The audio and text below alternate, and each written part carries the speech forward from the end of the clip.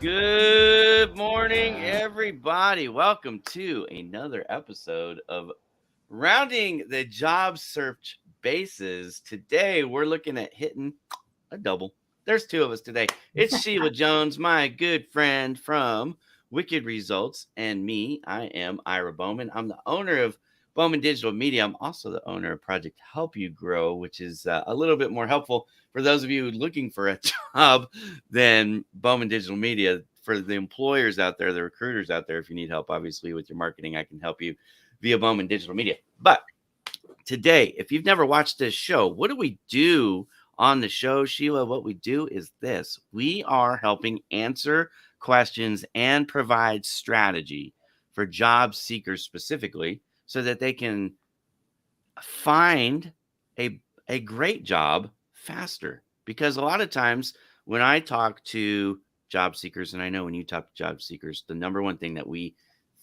hear over and over and over again is a strategy that simply doesn't work.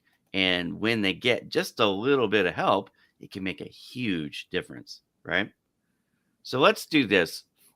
For Mahedi, for Abnishek here, and for Jody and everybody else that's watching, wherever they're watching from, thank you guys for watching. Mohammed here. If you have a job search question already, go ahead and put it in the comments. And do like Mohammed here, give us some detail. Now, the only thing Mohammed didn't do here is actually ask a question, which is fine. He's looking for a job. He's telling us what he's looking for. That's great. There are recruiters who watch the show. We actually normally have Kelly Robinson, who is the owner of a recruiting company, on our show. She was not able to make it today. And Lisa Jones, who is our resident resume writer, is also under the weather. She got the flu really bad last week, and she's still not quite right. So she's not here today, but she'll be here again next week. I have an offer out to one of my really good friends, Biana Senek, and she might join us later. I have not seen the response yet from her, but I will monitor that situation, and maybe she'll be able to join us in a little bit.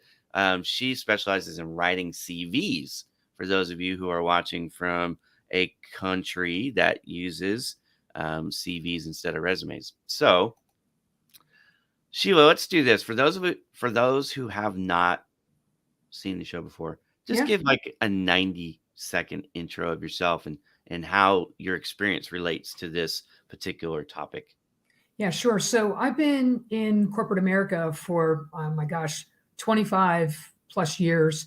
And I became very passionate about jobs, employment, and helping people with their jobs because I could see people struggling. So I started with that process, I would say probably in the early 2000s. And I have over time grown that passion into helping and speaking to thousands and thousands of people about their job and helping them interview, get their story straight, being able to get that transferable skill set correct, And then 2 years ago, I just was like, it's time. And I opened up Wicked Results to focus on that. And it's been quite successful, helping people land jobs from every space. So it's been great. And I've got Wicked Results up now on the screen at the bottom. If you guys are curious in learning a little bit more about Shiela Jones and what she does, this is really it right here, helping our clients become champions. And she does more than just help. She's not just a career coach. She can work with businesses as well, but it is one of the things that she does, business consulting and coaching. So if you need help and you're looking for a source, people ask me all the time, Ira, who do you recommend I go to for, you fill in the blanks? And for career coaching, for coaching for business, Shiela is one of the people that I really trust. Look, it takes a lot for me to invite you to be a co-host on one of my shows, right? Thanks. So hopefully that lets people know right out of the gate, like, okay, he really does respect her opinion and her talents and trust her. And I do. So there you go. I'm gonna start butter you up a little bit. So you Thanks. showed up today, my friend. You didn't leave me on an island, so we're hitting a double instead of a single today. I appreciate it. So look, if you're watching this show right now and you have any type of job search related questions, or maybe you're struggling to find a job, give us a little detail. Put the questions in the comments and we will answer them. I like to go first in, first answered. So FIFA instead of FIFO. See what I did there? I like acronyms. I don't know why. So if you have a question and you want to get it in the comments, then go ahead and do that, and we will answer them. We just got a comment from Biana. Biana, do you want to join us? This is a friend that I invited to the show. She's probably like, yeah, send me the link, Ira. Yeah, okay, cool. Great. Let me get her that link. There's a link coming to you, Biana, in Messenger on LinkedIn. Click on the link, not on the picture, and that'll bring you to us. All right, so we'll have Biana in just a moment. One of the things you were asking me in our chat room about the show for the week. Hello from Nepal. Hello, Ganesh. Welcome to the show. One of the things that we were talking about was what topics do we want to cover today? And really, I always want to leave time, as we talked about before, for the questions. But we do have some things that we want to talk about. One of the things that was interesting we talked about last week was this way that everybody, well, maybe not, but a lot of people have heard this term quiet quitter. All right. In fact, let's just review it real quick, Sheila. If somebody's never heard of a quiet quitter, what is quiet quitter? What does that term mean? Quiet quitter. It's interesting when I hear it. I feel like it's that moment in a company where managers and leaders are unaware of the level of dissatisfaction in the company, and people slowly exit the company because they're very unhappy, but there's not an environment or an atmosphere where it can be talked about, discussed, or resolved. And so they just get fed up and exit out the back door. It's a shame, but that's exactly what happens. And sometimes it's mass levels of people exiting a company, which paralyzes the company, but they're just not aware of it because they're not connected to their employees correctly. Yeah, 100%. So the technical definition of quiet quitting is when you're still employed, you have a job, but you're no longer giving 100% effort. Yep. My dad would call this sandbagging, right? You're there in body, but you're not there in spirit. And so it is from exactly what you're talking about. It's from that level of dissatisfaction for whatever the reason might be. And you're no longer given 100% effort. In fact, a lot of times those quiet quitters are actually getting paid by their current employer while they're out there moonlighting trying to find another job, right? Yep. So it's just slowly leaving, like you said. The definition is really good, right? So I was on a show yesterday, or I'm sorry, Monday, and when we were getting ready to start the show, you're like, that's not the title of this show. I had I had the wrong stuff up from the show that I was on before. It was a show about no code and low code technology, which if you guys didn't see that, you might want to watch it. It's very interesting. If you're interested in chat GBT and artificial intelligence and all the new ways to make software, that's a show that I did on Monday. We actually talked about quiet quitting as part of that because what happens or what can happen with what's creating the dissatisfaction can be that people are like, I'm frustrated that we have this old, antiquated, outdated, mundane process. Yeah. We have a bunch of paper and clipboards instead of, streamlined modern technology. I don't understand in 2023 why we're still doing it this way, right? You Yeah. get that as part of it. It's not the only reason. It could be a lot of different things, but that's one of the reasons. So we're talking about, sometimes these employees just want to not feel like they're wasting time doing something that isn't really productive. So a new solution can help with that. Well, whatever the solution is, if you don't have an owner or somebody in management, upper management that's paying attention to the temperature level of your employees, you can get these quiet quitters. They're still getting paid. They have an attitude like that's not my job. And they have an attitude that, it's Monday through Friday, 8 to 5 or whatever your hours are, and that's it. Not a second of extra effort. Those are quiet quitters. Well, Sheila, I believe it was Kelly who brought up this problem or potential problem last week on the show, and I've deemed it quiet firing. This is Yeah. not a common terminology. I've never heard anybody use the expression quiet firing before, but here we are. What she said was some people, they started the job during COVID and they were remote, and maybe they were paid more because demand was so high for employees. They were paid a little bit more than normal market, right? There was some type of bonus, some cases extreme bonuses that were given, or salaries that were given just to get able-bodied people in. And now the companies really can't afford them, but they Right. don't want the public perception of laying people off.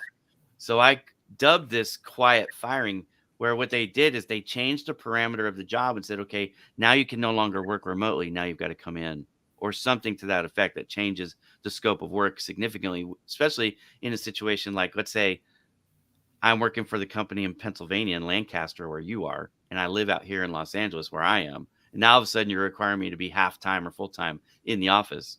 Well, unless I pick up and move my family, that's impossible, right? Right. So I can't do that. The company knows I can't do that, but they changed the policy. And then when I tell them I can't do it, they say, oh, I'm really sorry, you're not going to be able to stay. Did I get laid off there? You know what I mean? Like, it's a sneaky way to do it, and that's quiet firing. Again, that's not nearly as common because I just coined it, as far as I know. I just coined this last week during the show. So there you go. That is an example of stuff that we're talking about on the show. Quiet firing, quiet quitting. Those are some of the things that you guys can ask about. So if you're an employer or you're a recruiter or you're, a job seeker, anybody can ask us questions. We did have a question, which is a little bit, I don't know if it's a great question for the show, but it's kind of interesting. What is your feeling at your first job? For me, honestly, Sheila, I've been working so long, I don't remember. I don't remember. So I don't know if that's something. He's probably meaning something, and I'm looking at his name going, English is probably not his first language. And he probably means something a little different than the way we're reading it. I'm trying to figure out what that might be. But Atir, if you want to try to phrase it a little bit differently and see if we can capture the essence of what you're trying to ask. Let me just say this right up, straight up, for anybody who is watching the show from anywhere where English is not your first language. Bravo to you. Right. Exactly. I mean, people tell me they think I'm intelligent, how smart they think I am, whatever. And I always go, I'm not. Look, I know people that are way smarter than me. Biana, who's, we're trying to get her on the show. She's having technical difficulties. That it might be her phone or who knows what, but she's trying to jump in. English is her third language. Wow. And she was going through and she's wrapping up my internship program right now. She sometimes has to watch the episode a few times. Like, I record them and then she watches them. And she's honest with me. She's like, Ira, sometimes I got to watch it like multiple times. And I'm like, and you're still getting stuff done on time. And, I'm very impressed by people who do above and beyond, right? They go above and beyond. That's the opposite of quiet quitting. Those are the people that impress me. So literally, I was looking for a hat. Here we go. My hat's off to people like Atir who are watching the show. English isn't their first language. They're trying to participate. And I am by no means, my hat's off to you in respect, sir. By no means do I want to disrespect you by not understanding that question. Hello, Naveed from Pakistan. Good, we got it to your back. Cool. Okay, let's see what we got here. Paralyzing the company is such a term that can be reflected to unqualified candidates. Yeah, sometimes companies, when they find a paralyzed employee, they try to shift him or do another task to give him a chance and also discover his productivity. Yeah, I think that's a good thing. If I understand the essence of the question here, I think he's asking about, making exceptions or trying to work with people who have special needs. And I 100% agree with that. In the United States, we have an AMA set of rules. If people are not familiar with AMA, you want to explain that? Maybe just 30 seconds. It's like, what does that mean, and how does that work? Because it kind of goes into what he's talking about here. Yeah, I mean, the bottom line is you cannot discriminate on people that have medical conditions or any type of assistance that's required. I mean, the job of the employer is to evaluate the candidate, can they do the job? And if there's some modifications or adjustments that's needed to make that employee fit into the organization in every way, shape, and form, the organization should be compelled to execute that for the employee. I know that for myself, I injured myself in 2020 very significantly. Yeah, you did. Yeah, very significantly. I almost lost my foot. And our building did not have a handicap access door. And so they let me continue to work from home until I was 100% capable of walking in the front door for that particular reason. If they had a handicap access, I might have been back physically at my desk a little bit sooner. But because they could not make that accommodation for me, they made a different accommodation. Yeah, and I mean that's part of what he's talking about. So 100%, right? Like I think a good corporate citizen, a good corporate employer is going to try to understand the talent that they have available and Exactly. be adaptable. Obviously, what he's talking about, taking an employee or a candidate and maybe asking them to change jobs. I don't think that's necessarily a bad thing, especially if they're not asking them to take a pay cut, right? Yes. Yeah. So, I think that can be very helpful. And you with the modified work duties, when you had that injury, obviously you were having trouble walking because you had a bad limb, right? So Yeah. maybe it was working from home, or now you're not walking around doing some inspections, or I mean, there could be all kinds of things that a person can do, and sometimes it's permanent, sometimes it's temporary. So yeah, I think if an employer is not willing to bend for you, that's probably not the kind of employer you want to be with long term, anyways. Yeah. Really. And I also think it's important to understand the legal responsibilities as well. If you're in a different country, or you're in a different job environment that requires legal support, whether it's through like OSHA or something along those lines, because it doesn't matter if you're in a manufacturing environment or if you're in an office setting. If you have a high rate of physical injury or some level of problem there, OSHA is going to come anyway. They're going to come. They want to come and see the occupational safety of the employees. So it doesn't necessarily mean you have to be in a manufacturing plant or be operating heavy equipment with high risk. It could be that the office space that you're working in is not safely fitted for the employees. Yeah, 100%. In fact, we got a yes from Johnson here. Hello, Yeah. my friend. Welcome to the show. And Biana, welcome Hello.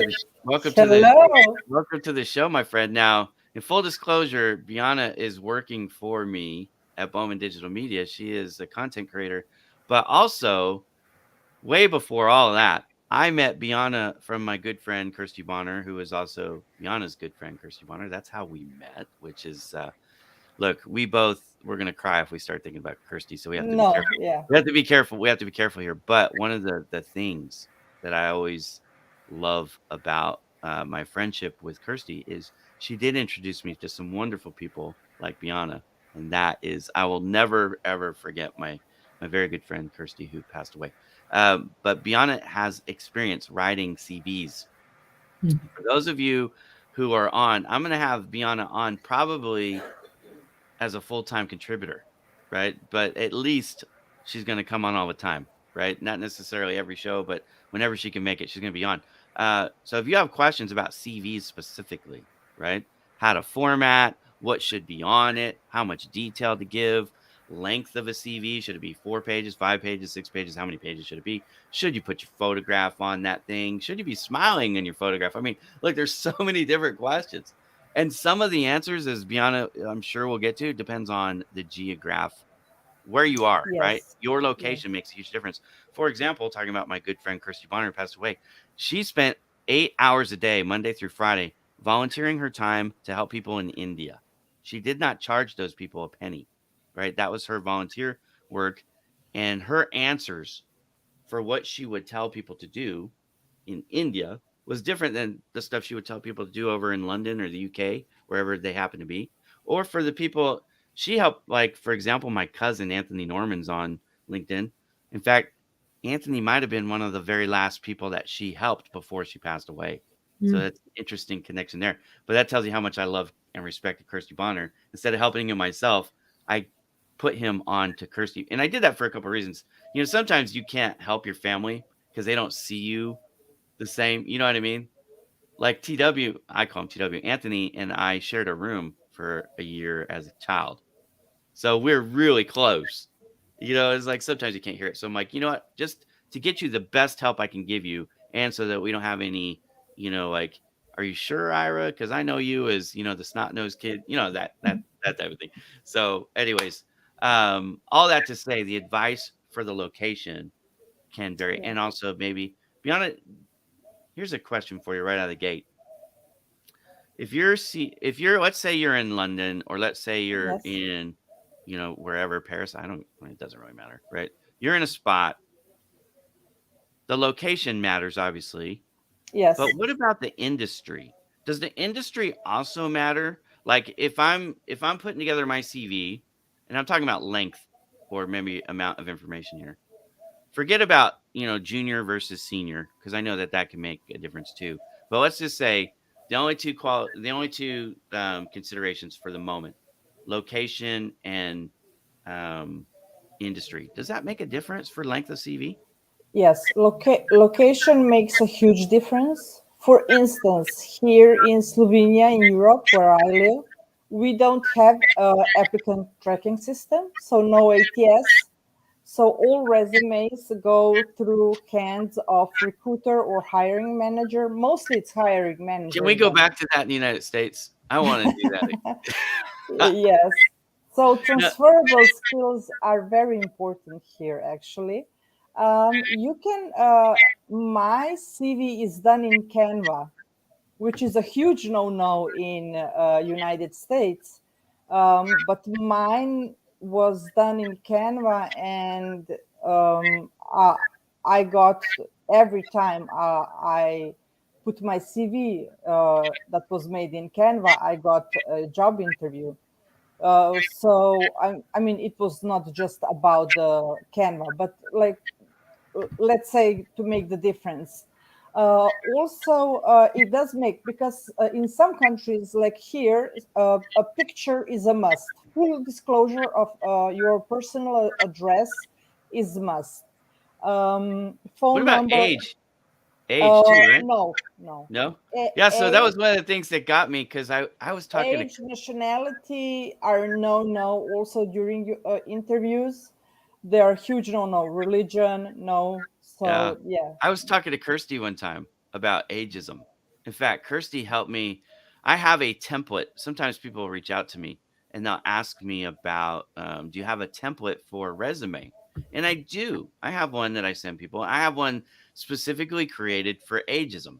That was all Kirsty Bonner working with me, because at the time I was only like 42 years old at the time. I'm like, I'm not suffering from ageism. She's like, oh, yes, you are. And I'm like, what do you mean? And I'm like, I'm not young. I'm not old. She's like, Ira, look at, when you went to school, that was like 25 years ago. And Yeah. I'm like, yeah, you're right. My high school diploma could drink. Oh yeah. I I mean, that's crazy. graduated. That's crazy. So she helped me. So, anyways, if somebody's watching and you want a template for ageism resume, not CV, I don't have a CV template. I actually just reached out to be on it. Was it yesterday or the day before? Anyways, Yes, I can and tell you in Europe, for anyone who is in need now, you go to Europass, and that's the CV that's eligible for every country in the borders of European Union. let's say that one more time. Europass. Yes, yes, with double S. Yeah, I got it. I'm gonna bring it up So right now. yeah, so that's the CV. For instance, if you want to work in Strasbourg or So anywhere, it's Europa. It's coming up here as Europa.eu. But I'm yes, gonna. it's Yeah, that's okay. possible. I'm gonna pull it up right now. So, and Europass, I'll put yes, this right. So this is the English version, but I'm gonna put yes, this in the comments. If y'all are looking for a CV template, yes. And at the end of it, because you asked me before, is there any difference from the industry? yeah, For instance, if you are a academic, yes, there is a difference because you need to list all the articles, all the documents where you were featured. So it could take up to 5 pages even. I yeah. mean, however you What's published. what's too long for a CV?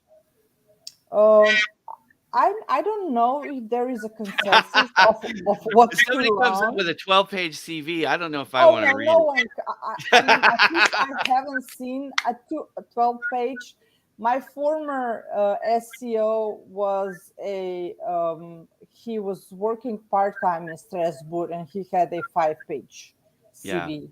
So yeah. I I think really, if you're getting over 6 or 7 pages, it's probably too long. yeah, it's too, and that was only because he had so much articles and books and everything to Yeah. put into his CV.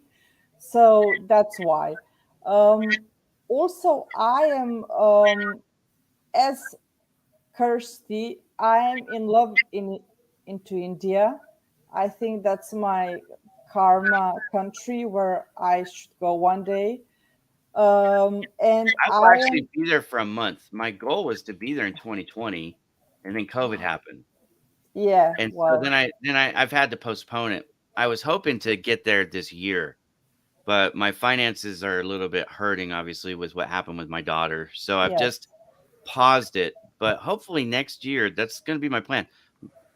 Many of you know me, obviously, for this Project Help You Grow. yes, Um, Probably about 25% of the people that use Project Help You Grow come from India. So I certainly want to go out there. I want to spend a month. So I want to do I want to travel and see and meet people. I have vendors that are out there that I want to spend some time with for Bowman Digital Media, but also I want to work with some of the nonprofits for like the shelters that help with leprosy, for example, which in the United States, we don't deal with leprosy, but they still deal with that in India. In India, interestingly enough, beyond it just became the most populated country officially in the yes, I world. know that. I know that. 1.47 billion folks. That's a lot of people to I, help. I am actually offering today to one girl. That's what I do, as completely privately. I never tell what I do, but I do offer free coaching only for girls, and it's only for girls from India because if you don't know, girls are still highly underprivileged Oh in yeah, India, unfortunately. yeah. So today I'm offering to one girl who will write me first free coaching to get There you go. her to Dubai because Dubai is there where they wish to work for. I am well connected in Dubai, so to first girl or a woman who contact me, I offer that. All I right. did Well, it. I have it in my testimonials. So yeah. I Okay. can So if make. you guys didn't hear that, Bianna's making an offer right now. So let's try to figure out this winner on the show before we even get off air. So if you're watching the show and you're from India, thank you for watching. If you're a lady or a young lady and you would like free help getting job search assistance in Dubai, so moving Yes. from India up um, into the EAU. Did I say Yes. that right? Right? Yes. Yes. You can get that coaching, that help for free right now by Yes. writing a comment in the comments. So we'll see if we can give that away on air. That's cool. All right, we Yes. do have a couple questions, so let's jump into this. The first question I believe is from Sabrina, and Sabrina was one of my first interns for Project Help You Grow, so it's coming full circle here. When is it appropriate to reach out after applying to the job? Um, Sheila, we'll have you go first, and then Bianna will have you go second, and I will wrap it up if there's any meat left on the bone, I'll wrap it up. Yeah, sure. So let me first set the stage. When you're interviewing for a job, you are typically not the only person that's interviewing for the job. Right. So you could be first person, first position, or you could be last person, last position as they go through the candidate pool. Sometimes it takes a bit for the companies to get through the interview process. Yeah. And Sometimes, what round makes yeah, a difference too. yeah, sometimes they're not organized. Sometimes they can't get their own team members together. There's just a lot of stuff that's going on within the organization itself. So what I always say to a candidate is this: when you're interviewing for a job and you know that you're going to want to follow up with them, take some kernels of corn in the interview and hold on to them. Give yourself a reason to have to send an email to them as a follow-up, strategic follow-up. Yeah. So let's say that you're in the interview and you've got 2 or 3 people that you're chit-chatting with, and there's some questions going back and forth, and you complete your interview on a Friday, and you don't hear anything from them for the next week. That's not unusual, but for me, I typically want to respond very quickly back to any candidates that I'm interacting with, but a company might not. So for you, as a person that's being interviewed, create a reason for you to reach out to them as a follow-up yourself. So first thing, do your interview. Second, hold some kernels of corn for you to have a reason to go back to them. Second, third, on this is be brave and send that email. If you don't hear a response back from them, wait a couple more days, send the email again. But I would say largely, if you haven't heard back from somebody within a week or two, you want to be on the aggressive side. You want to take the offense in creating that conversation with them so that you stay top of mind to them as a candidate. Well, and I want to add real quick to that, right? That offensive mindset that she's talking about Yeah. also helps to demonstrate that you have a passion about working for this place. You're not apathetic. The last thing a person, when you're in the hiring manager's role, the last thing you want to do is bring somebody on staff who couldn't care one way or the other. They're not hot or cold. You want people with passion. Why? Because those are the people that are more likely to be not only more productive while they're there, but they're actually more likely to stay because they want to be there. So you are demonstrating that you give a crap, which is a good thing. All right, Bianna, anything you Yes. can add to that? I do have some stuff I want to add, but I'm gonna let Yes. you. Yes. As always, I always do reverse engineering. So when you do prepare for interview, you always do uh, prepare and go through the company's web pages. You maybe listen to podcasts from the hiring managers or SEOs and so on. After the interview is conducted, I highly suggest, especially if it's not really Friday, but let's say from Monday until Thursday, within 6 to 8 hours from interview, to make what Sheila said, a strategic approach with a thank you letter, but very strategically, and you pinpoint what you, as I said before, reverse engineered what you found out before. Maybe you didn't have the space or the time to tell that in an interview, and you can mention it in the thank you letter. That's how they know that you're really interested, that you're really into the game. Don't just send thank you, because they get that a lot. Give something to them, give some meat. And So add a little extra, a little extra nugget. yeah. Cool. All right. Let me take a little bit different tact here, ladies. I'm a salesman. All right. I sell Okay. things. So I will tell you this: if I was sitting with a prospective client who wanted to buy something, and I want them to buy me in this particular case as a job seeker, but I want you to take on the approach of a sales professional when you're job searching. You don't want to leave anything to chance. So I'm going to ask you to ask questions, but I'm going to give you a homework assignment before you even walk into the door of that interview. Outside almost every interviewer's office, there's going to be a receptionist and there's going to be a card. You want to ask the receptionist, not the person who's doing the interview. You want to ask the person that's checking you in, hey, can I get the card of the person who's going to be interviewing me today? And if they ask why, say, well, in case I have follow-up questions or I want to email them or give them a phone call, I need to have their contact information. Okay, great. Most of the time you'll get it. If they won't give it, then inside the interview, and they say, do you have any questions for me? I want you to ask first thing, yes, I do. Can I get your business card, please? Yes. Because most people will not have the gravitas. I was about to say the nuts, but anyways, you can figure this out. Most people will not be so rude not to give you that card. If you ask for it straight up before the interview or during in the beginning of the interview, there hasn't been any real exchanges yet. If you ask for the card, they're going to give it to you. They're not going to ask you why. Why do you want it? No, they're not going to do that. Just going to be sure. Here you go. It's just human nature. Okay. I did that every sales meeting I was ever in. If for whatever reason I was sitting in front now across the table from somebody that I had not met before, I didn't have their information, I got the card. Now, you go through the interview as normal. At the end, almost always they're going to wrap up question. Okay, do you have any final questions before I go? Yes, I do. Great. What's the question? Now you're going to ask to Sheila's point, these kernels. I'm just going to ask them straight out. When should I follow up? And how should I follow up? If I haven't heard from you in 48 hours or 96 hours, you agree to the time before you leave the interview. And I don't care if this is round 1, round 2, round 3, doesn't matter. So now you're letting them know that you will be following up, and you're asking them how is best, because some people like text, some people like email, some people are going to be like, oh, don't worry about following up. I'm going to, it's going to be a while, but you can clarify. Okay, well, I just want to make sure I don't slip through the cracks. This is something I'm really interested in. And you're going to ask them.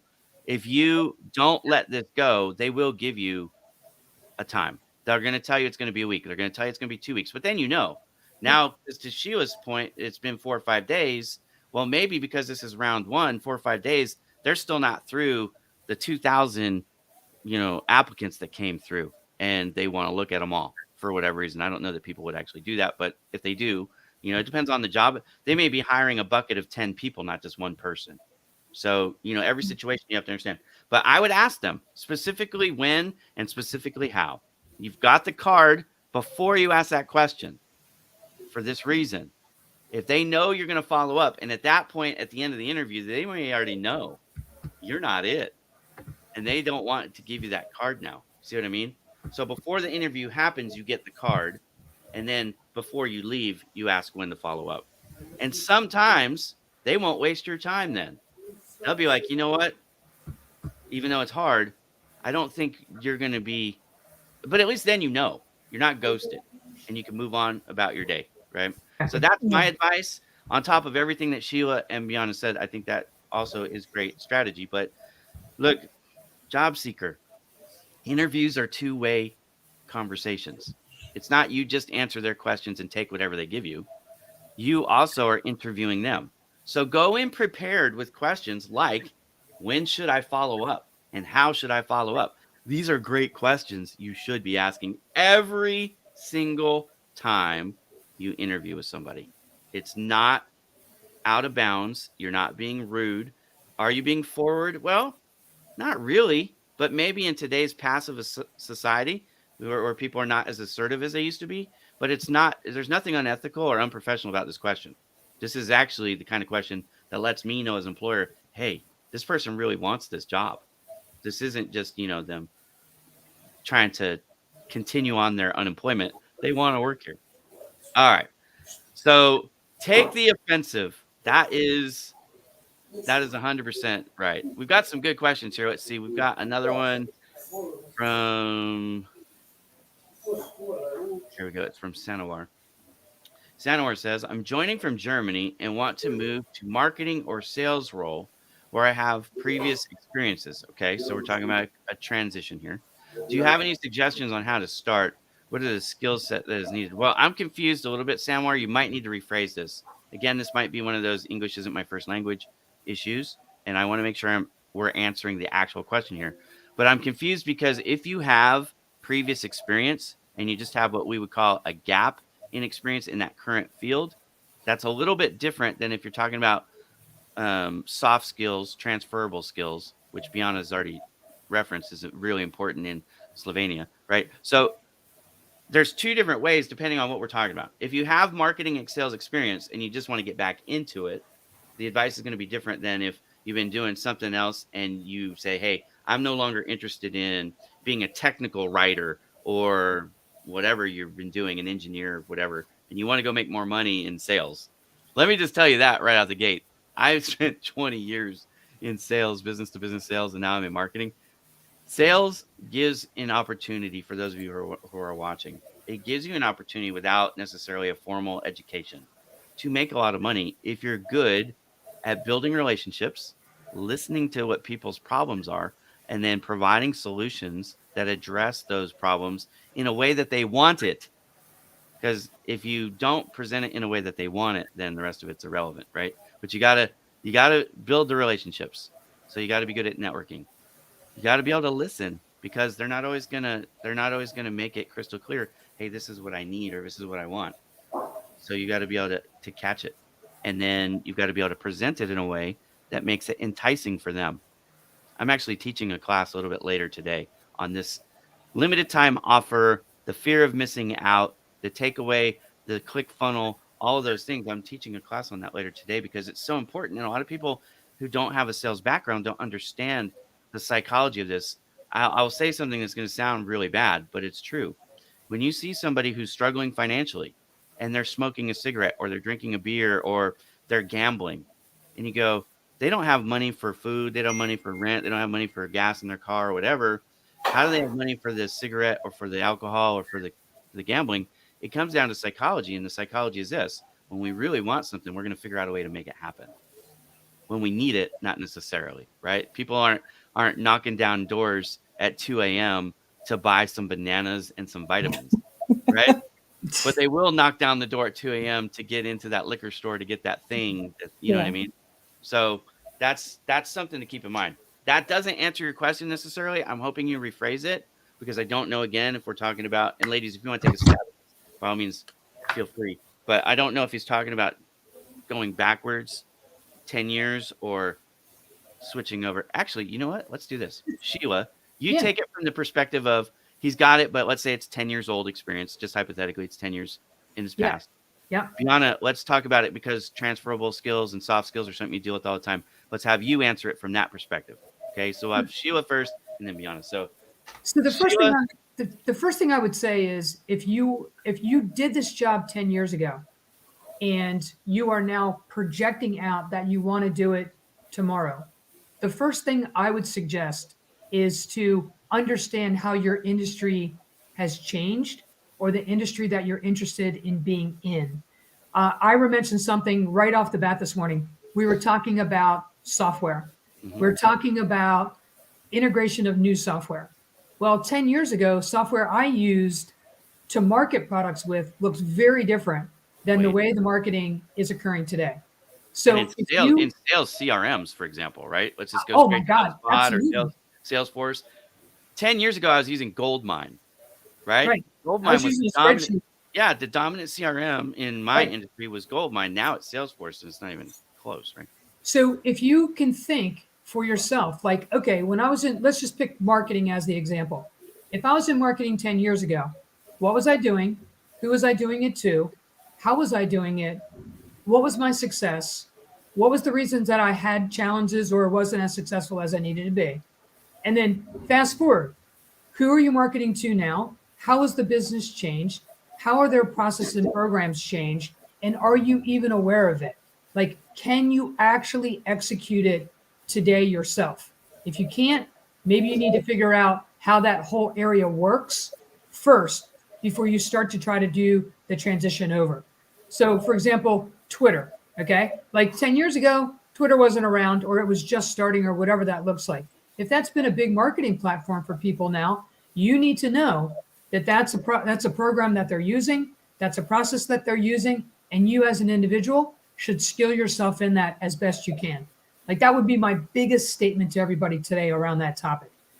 Don't if you're picking up a payphone and putting a quarter in it while you have an iPhone in your hand and you can't piece that together in terms of where the industry is going and how you fit in, you don't know enough about the industry to step into it. So Yes.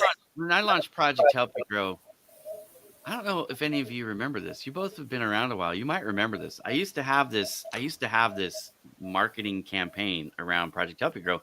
It was called Catch the Wave. So if you're a surfer on a surfboard, there's 3 spots. Well, there's 4 spots for a wave. You can be out on the sand looking at the wave. You're not riding any momentum if you're not in the game. So get in the game, right? In the water, there's 3 places to be. You can be in front of the wave, on the top of the wave, or behind the wave. If you want to surf that wave and catch that momentum, you better be in the front. Sheila, to your point there with the quarter taking me back. I remember when it was a dime. Anyway, and also remember every payphone I ever walked by as a kid sticking my finger in the coin trap, seeing if there was any coins there at the bottom. And I just found a lot of coins. I don't know why people didn't hear that noise and go, "Ooh, my money dropped." Anyways, I digress. Your point is make sure you are looking forward. Where we are now and where we are forward is so much more important than where we've been, because if you can't translate it to today's world or even where we're going, you're probably, not going to be seen as a valuable asset. And that's for transitions. That's for current employees. That's just thinking about. I will say this. When you are a job seeker, remember I said, think about it from a sales perspective. This is part of what I'm talking about. If you can't get in the head of your client or the employer or the hiring manager and understand that they're hiring because they have a problem, they're trying to solve that problem by hiring somebody new. If you can't figure out what the problem is and how you solve the problem, then you're not likely the one who's going to earn the job. And I said earn the job, not get the job. Because in my business, in my world, my thinking, I am playing offense and I'm competing not against the company. I'm competing against all the other applicants. I want to show them that I'm the best solution for this particular job. And part of that is understanding what the problem is, right? Yes. And then presenting it in a way that you fulfill it. And to Beyonce's point and to Sheila's point about these nuggets, what am I emailing Beyond? Thank you for interviewing me and I'm following up. One of the things is I'm doing is I'm going to put in bullet points of why I'm the best solution for that headache. Don't forget, I can get you this, I can get you that, and I can do this for you. And I'm ready to go right now. Because sometimes that's all they need. They're like, you know what? Yeah, you're right. Let's just go. I told one of my former bosses when he was interviewing me, the very first thing I said to him was, man, did you take my resume to write this job description? And he goes, what do you mean? I go, look at it. It's like verbatim. Everything you're asking for is exactly what I've done. And I'm a unicorn. So that's really interesting. And he goes, dang, you're right. I got hired instead of 4 rounds of interviews. I got hired right away because of that. Because I was assertive and said, you're looking for exactly what I am. Why waste everybody else's time? There's nobody else out there like me. You guys know that to be true. He found out. Okay. All right. Bianca, let's go back. Let's say this guy has been working in something for 20 years. He doesn't want to do that anymore. Now he wants to work in sales. So let's talk about transferable soft skills. Let me just quickly go back to what Sheila said. I firmly believe that you did answer his question because I reread his question again. He's Mr. Hassan. So he was, as I can understand, he was working in marketing and he wants to go back. So Okay. that's just a gap, I believe. Then, when we go to the transferable skills, this is also the case in Europe. Somewhere they are very much keen to them, somewhere they're not. If they are not from the same industry, they don't care about your transferable skills. So if you have worked in marketing in pharma, let's say, and you want to move to marketing to, I don't know, manufacturing, they will not care so much about your transferable skills.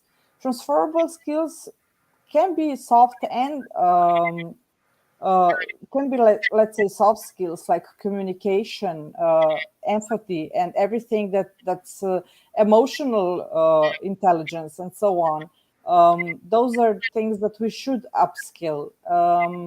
And then again, there are hard skills which are also transferable, which we forget, quite frankly, because we only go into soft skills. Yeah. And hard skills are very much transferable and very important.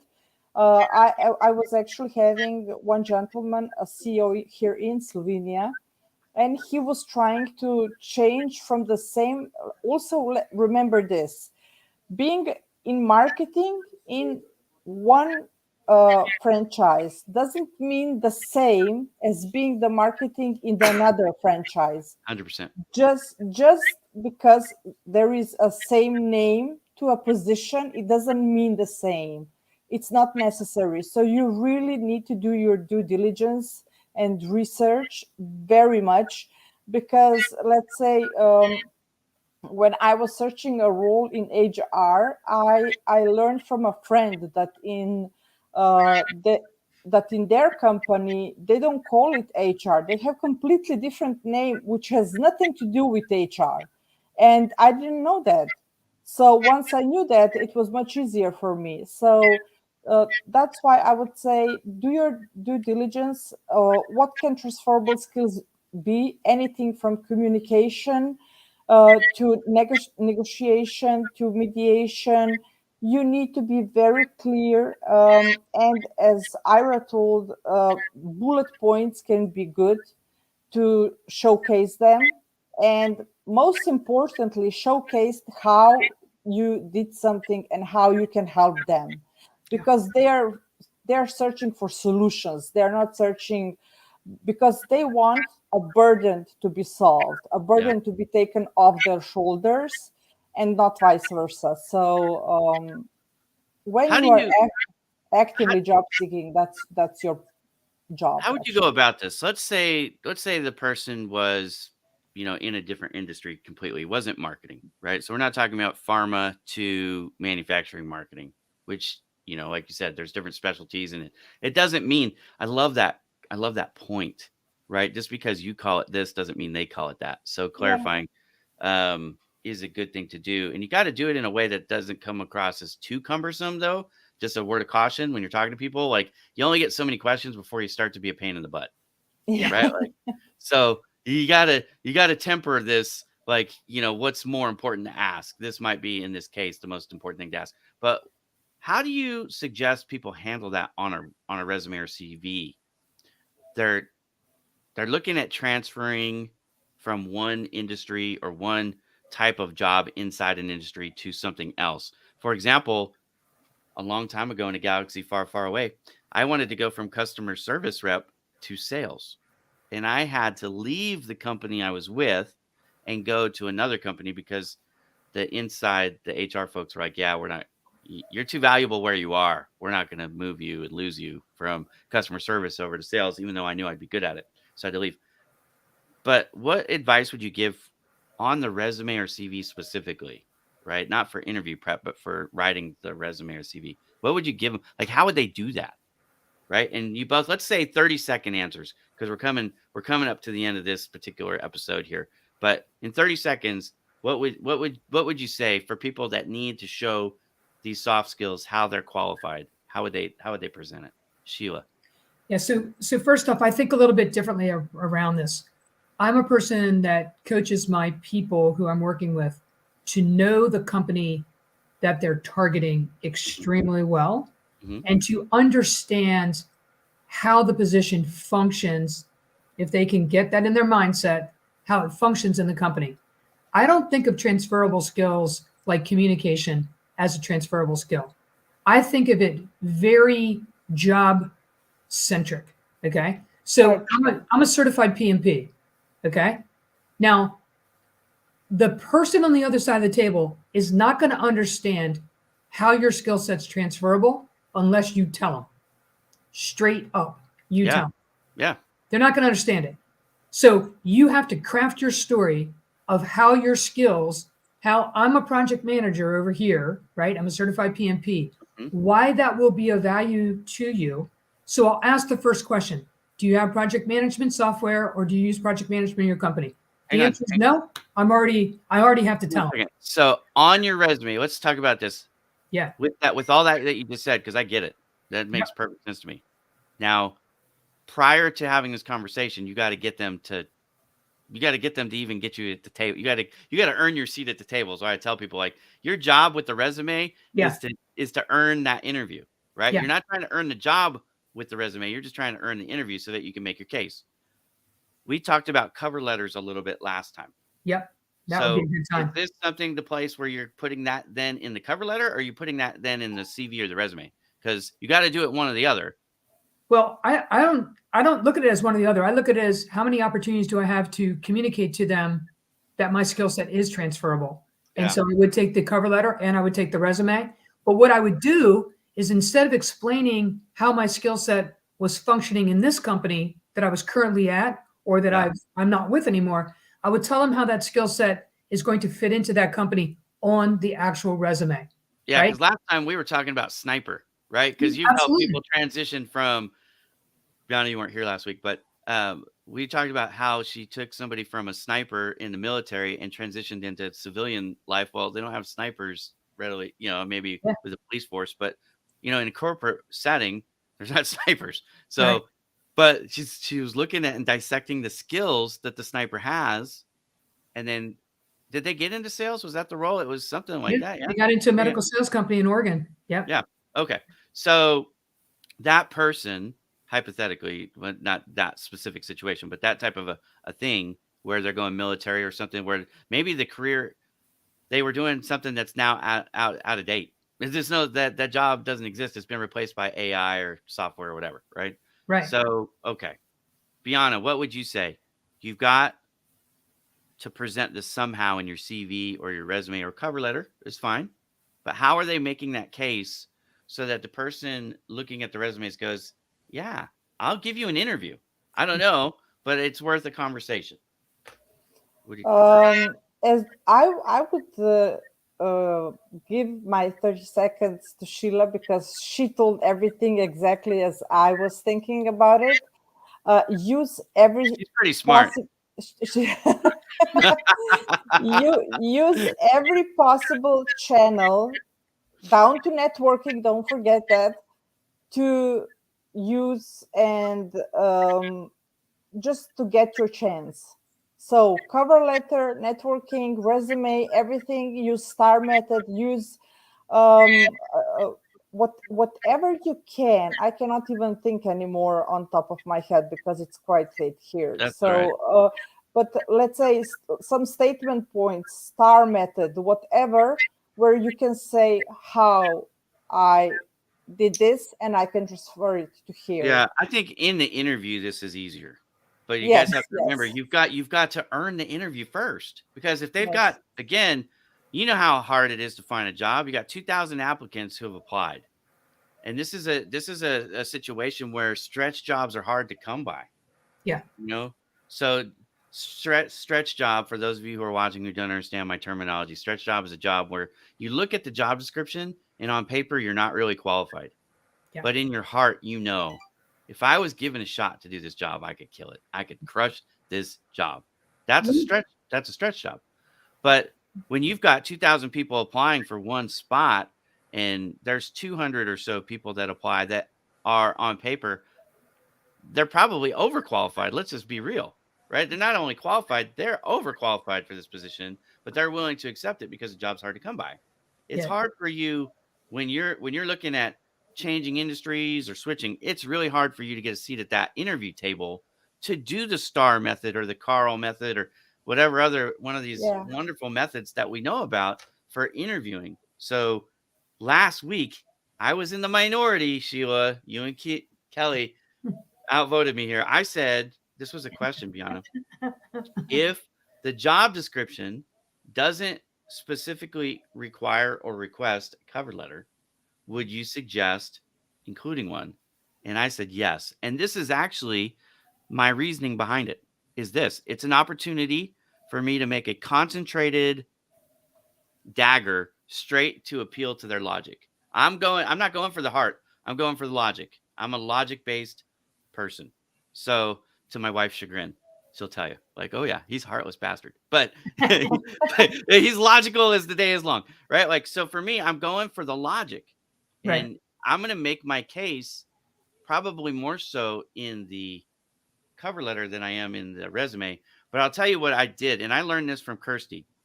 I'm going to strip out a lot of the stuff that doesn't apply specifically to that job. So if I'm applying, first of all, another just resume tip that I use, you always want to have a master resume, master CV. Then for each job application, I'm going to adjust it. Why? Because of that thing that Biana said they don't have in Sylvania, which I wish we didn't have it here in the United States. The ATS, right? I'm trying to keyword match. So I'm adjusting each one for keywords. But I'm also going to pull out the stuff that I think is irrelevant to help condense it so that it's just 100% fire. When you read my resume for any particular job, my goal with that resume is to show you how I can crush that job. That's what I'm trying to do. So strip out the stuff that doesn't matter. Yeah, I'm just gonna say something here about the transferable skills because I just finished up with a client, helping him with his resume and getting him in. I know we're over on time. Yeah. But this was a student, so he has no experience in the industry except for the industry he's trying to go into in the tax and accounting side. When I started talking to him about all these summer jobs that he had, I kept saying, tell me the business that it was in. Tell me the sales. Tell me the business. Tell me the sales over and over again. Tell me what you were doing. And then I said to him in a very short and simple sentence, how much taxes do you think were paid on all the goods and services that you touched while you were in that company? Because I only have a little bit of information to share because his work experience is short, right? So I was looking for every associated way to communicate this to him. Yeah. So his top line introduction was, I love money, right? Like I love money. I live and breathe money. Making it do all the whole pieces. And then the sentence section of his resume, I tabulated all of the sales tax that he had been associated to through the course of his time working. And guess what? He got an interview like that. It was like, there's this guy, he's got an education in finance and accounting. He wants to be in taxes. He wants to be in taxes. Talk about taxes. Talk about 100%. Look, I mean, what state you're in, what county you're in, what business you're in, what's the sales tax, how many service fees are connected to it, what's the percentage of credit cards that are going through the organization, what's the percentages of income that's not going to be connected to the business because it has to be, credit card transacted. Talk about the money. And that's the transferable piece that I am really talking about right there. If I'm hiring a video editor and the guy doesn't like, or the lady doesn't like, the business, you can tell when you're talking to them. There's no passion. There's no passion in their face. Like, get out of here. I'd rather find somebody with no experience and a lot of passion for a lot of these things. I can train the skills. Yeah. Well, I can say that here student work really counts. We have even a law now where student work is included into your pension, into your retirement. Yeah. So all the student work, please be included. Please start working early. Don't watch Netflix. It doesn't bring you any good. I tell students three things. if you're going to university, or even if you're in high school and you want to get a job, I tell them three things. Yeah. When you're going, I don't care if it's trade school, I don't care if it's a junior college, I don't care if it's a state school, private school, whatever it is. When you're working, or you're working towards your education to finishing that extra beyond grade school, high school, right? So trade school and above, you should get on LinkedIn and build a resume and start connecting, because who you know is just as important as what you know. Yep. But also, to be honest, point, most entry-level jobs are not entry-level jobs, Yeah. especially in a career, in a professional environment. They want 2 to 3 years experience and a degree. So if you can go get an internship, or you can volunteer at a nonprofit, or get some experience working as a counselor or a teacher's assistant or whatever in your school, on top of the LinkedIn profile and social, and really just extend that out to social media in general now. But build that network up, build your experience up while you're getting education. Then when you come out with your 4-year degree or your certificate, your certs, now you have something, an advantage over every other job seeker, or most other job seekers who are straight out of school. I know in India we call those freshers, right? So if you're a fresher and you Mhm. have 2 to 3 years of experience working as an intern, you have a step up over just about everybody else that's out of school, because most people don't think about it. And then think about it this way. Let's say you jump out of school, so you're a fresher, you have 3 years of work experience as an intern somewhere, and you have a LinkedIn network profile of 10,000 connections, and you apply for a job, and I'm looking at you going, okay, well, I have candidate A who's straight out of school, 3.7 grade point average, blah, blah, blah, right? So I'm looking at those, and I've got this other candidate who's got, let's say, a 3.5 or 3.6, but they also have 3 years of real world experience, and they bring to the table a large network. Yeah. It's going to be hard for me to pass that up, is what I'm Well, saying. I am on Team Ira regarding cover letters. Mostly here, they are still desired. Yes, not desired. They are a must. So a cover letter is an art. It's Yeah. truly an art, Yeah. and you need, because it's not about the resume. It's an extra. So you need to know how to write it and how to write that extra really good. Yeah, and if you're looking for it, we're out of time, so we're gonna have to jump off here in just a second. But I Yes. wrote that letter, a cover letter strategy on Project Help You Grow. You can go read it for free. Go to the blog, go older entries, because it's a little bit older now. But read that, and I'll teach you my philosophy on how to create one. 3 paragraphs. That's all you need. You don't need to make this thing like 17 paragraphs long. In fact, let me tell you, you probably shouldn't, because you have to understand the person that is going to look at it is being inundated with applications, right? It isn't the job market where they're getting so desperate they're only getting 2 candidates apply. No, they're getting hundreds, if not thousands, of people that are sending in resumes, and they got to sift through it. But so you just want, again, something concentrated, in my opinion, to the point, showing them how you satisfy their whole. And also, if you missed last week's episode, go back and watch it. But I talk about this. If there's any elephant in the room, like a career gap, or you're transitioning from sniper to medical sales, right? You need to paint a picture then. Help them see that this isn't just a crazy, I'm throwing a Hail Mary at every job application. I actually applied to your job on purpose. Here's how I Yeah. see I fit. And then again, your job with that is to earn the interview. You're not trying to earn the job. You sell yourself in the interview, right? But you gotta earn a spot at that interview table. And the cover letter, to me, helps you do that. Anyways, ladies, any final thoughts before we jump off? And we'll be back next week for those of you who would like to join us again next week. All I can say is stay at it. Connect via LinkedIn. We're all sending out bits and pieces of information every single day, and 100%. tips, or pointing people in a direction. You never really know how we can help you. So reach out, connect via LinkedIn. Yeah, All right. and if you send me a connection request right now, I'm full. I'm at 30,000. But I'll tell you what, if you put in the connection request message that, hey, I watched your show Yeah. on the 15th, and you said if I put this note in the show that you would make a spot for me, go ahead and do that, and I'll make a spot for you. I'll add you to my 30,000. Biana. That's it.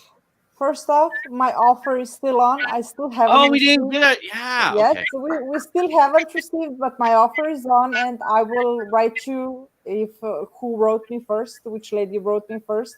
So I will be very transparent. Yeah. Second of all, thank you so much for giving me time today. And third of all, please connect with me and subscribe to my newsletter because it will be now more and more concentrated on job seeking in Europe. Yeah, and for those of you who don't know, Biana is, again, she's one of my interns and she's almost Yes. done, but she's agreed to stay on with me and Yes. contribute to Project Help You Grow. Yes. So you're going to Yes. start to be seeing her articles on Project Help You Grow. Yes. Because look, I'm not an expert at CVs at all, and I'm certainly not. I've never even been to Europe, so I can't give you. You and your family will be my guests. I That's can't give already you a the done same deal. advice. Yeah. So I got to go too. What? I mean, I can't be left in the dark. I got to Let's keep. go. Sheila, I I love would love food. to go. I would love to Please go there come. with you. Please come. Please come. You're all I love invited. food. Let's go. It took Biana like 30 seconds to realize that she was really smart. This is something I've known for years. All right, ladies, we'll be back same time, same place. Biana, just put this on your schedule. We'll have you as a Thank you. I will. I will. All Awesome. right, Joe. Thanks, Bye-bye. everybody. If you have job search questions, projecthelpyougrow.com, free resource. You can also go to wickedresults.com to get a hold of Sheila. Biana, do you have a website? No, Biana? no. Okay. She will eventually. She doesn't yet. But you can find her at Bowman Digital Media and Project Help You Grow because she's on the team. All right, y'all. We'll Yes. see you guys next week. Thank you so much for joining. Thank you. Have Thank a you great so week, much. everybody. All right. Bye-bye. Bye.